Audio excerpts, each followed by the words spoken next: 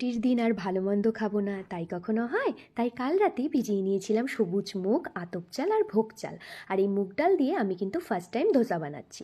তো যাই হোক, পরদিন সকালে ভালো করে ধুয়ে পেস্টটি তৈরি করে নিচ্ছি। আর পেস্টটি তৈরি হয়ে গেলে সামান্য নুন দিয়ে আমি আলাদা করে রেখে দেবো। এবার চাটনি তৈরি করছি। বাদাম, নারকেল, কাঁচা লঙ্কা আর আদা দিয়ে পেস্টটি তৈরি করে নিয়েছি। কড়াইয়ে তেল দিয়ে শুকনো লঙ্কা, সর্ষে আর কারি পাতা দিয়ে ফোড়নটি তৈরি করে নিলাম। এরপর চাটনিতে নুন, চিনি দিয়ে সেই সম্বারটা দিয়ে দেবো।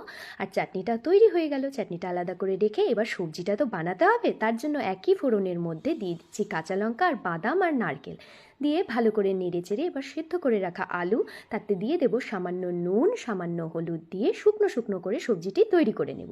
জল ছাড়া তৈরি করতে হবে। এরপর তাওয়ার মধ্যে জল ছিটিয়ে এরপর ব্যাটারটা দিয়ে গোল করে ঘুরিয়ে নিচ্ছি। এই জল ছেটানোর কারণ হলো তাতে ইজিলি ধোসাটা উঠে আসে। যাই হোক, ধোসা তৈরি হয়ে গেল। যেহেতু আমার তাওয়াটা ছোট তাই একটু ছোট হয়েছে ধোসাটা। মিনি ধোসা হয়ে গেল। এই রেডি হয়ে গেল মিনি ধোসা। আর সকাল সকাল ভালো খাবার মানে ভালো দিন শুরু। তো আর দেরি না করে চট করে খেয়ে নেই।